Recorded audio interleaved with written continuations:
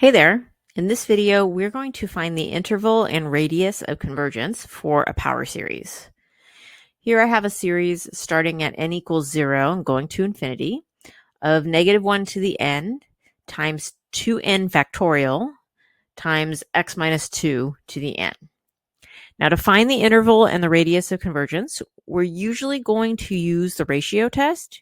Sometimes the root test works out nicely if everything happens to be to a power of n, but here I definitely don't have that because of the 2n factorial, so I'm going to stick with the ratio test. Ratio test works great, particularly when you have factorials, as we'll see in this example. So for the ratio test, I'm going to take the limit as n approaches infinity of the ratio of successive terms. So that's going to be the n plus 1th term divided by the nth term. So a n plus 1 is going to be -1 to the n plus 1 times 2 times n plus 1 factorial. And notice I'm putting the n plus 1 in parentheses. I'm doing a substitution here, replacing n with n plus 1. So the 2 is going to multiply by the whole thing, n plus 1, not just the n. And then times x minus 2 to the n plus 1. And then I'm going to divide all of this by the nth term. So just as it is in the given series. So -1 to the n times 2n factorial times x minus 2 to the n. And it's also really important you put an absolute value on this. Okay, this is the absolute value ratio test, and the absolute value is going to allow us to get both endpoints and not just one. Okay, so now that I've got it all set up, I'm going to start simplifying this, and so I can evaluate the limit.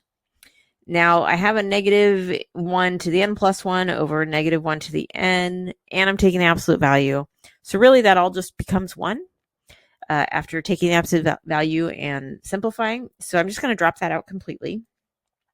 And then I'm going to move to the next set of terms. So I've got a 2 times n plus 1 factorial.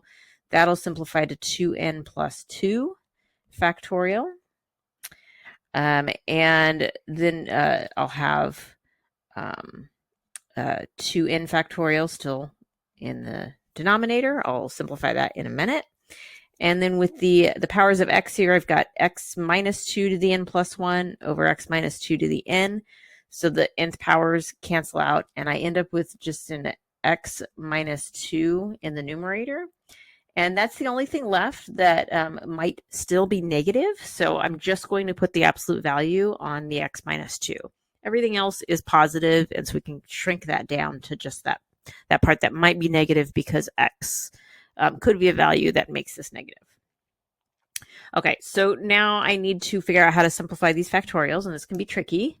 I'm going to do some scratch work over here just to see how this would simplify. So if I have 2n plus 2 factorial, that means I'm taking 2n plus 2, and I'm multiplying it by the number that comes before it, which would be 2n plus 1, and then times the number that comes before that, which would be 2n, and so forth. And so actually I can rewrite this as 2n factorial.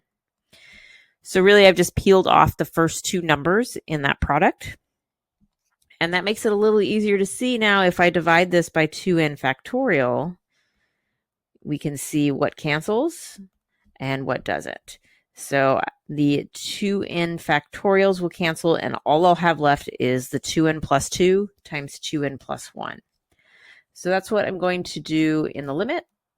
So this is the limit as n approaches infinity of 2n plus 2 times 2n plus 1 times the absolute value of x minus 2. Now, the 2n plus 2 and 2n plus 1, those are going to get infinitely large as n approaches infinity, which causes this whole limit to approach infinity for all x values. Okay, so I get infinity for all x, and the ratio test tells us that if this limit we just evaluated is greater than 1 or infinity, then it diverges. It only converges when this limit is less than 1. And the only time this limit will not be infinity is if x equals 2, because it would zero everything out. And so this series is going to be only convergent at x equals 2. At a bare minimum, a series will always converge where it's centered, and this number that's subtracting from x is the number that this power series is centered around. So this converges only at x equals 2 and nowhere else, and that means that the radius of convergence is 0. Since we don't have an interval, we just have a point. And that's what it looks like when we get a power series that's convergent at a single point.